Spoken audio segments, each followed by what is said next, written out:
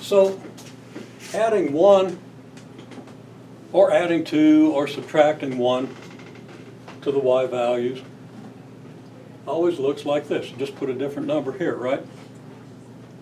Okay? And all this does is vertically shifts your graph. Upward by whatever this number is if it's positive, and downward if it's negative, right?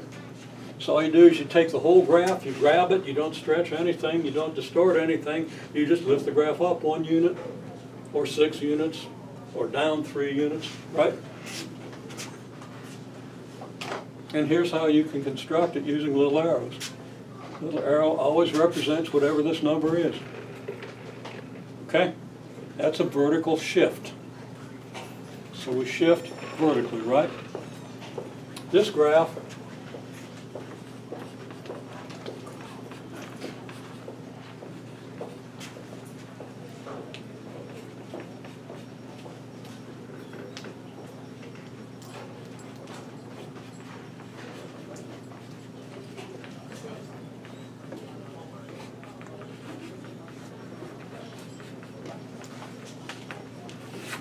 shifts the y equals x squared graph by a factor of 2 in the vertical direction.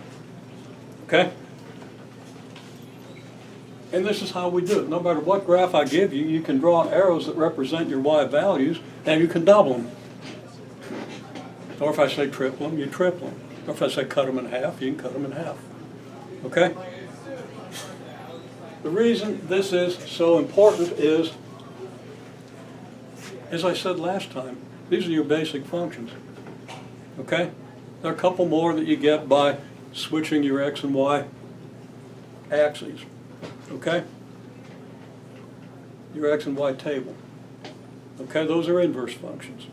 But they're all based on these functions that you see, and everything that we study in this course is based on these functions and built from these functions. Okay? So once you know the y equals x squared function, you can draw y equals x squared plus 70. Or y equals 0.07 x squared. Or y equals negative 0.03 x squared plus 17. Okay? It's just a matter of drawing the arrows, compressing, stretching graphs. Okay? And that's very powerful because that's, again, how we build functions. Okay? Now there's another thing we can do, which is shift the graph in the horizontal direction. Looking at the clock, we're not going to get to that today, but we want to understand these two thoroughly so we can get to that. Once we've done that, we've essentially done the first 2 chapters of the textbook, but we'll work through them a little more slowly, and it'll take a couple of weeks to do that, okay?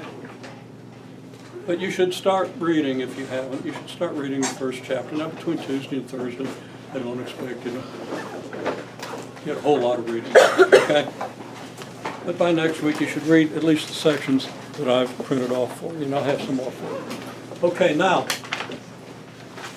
clearly we can do this with any function, right? But a little more, so let me talk about this for a minute.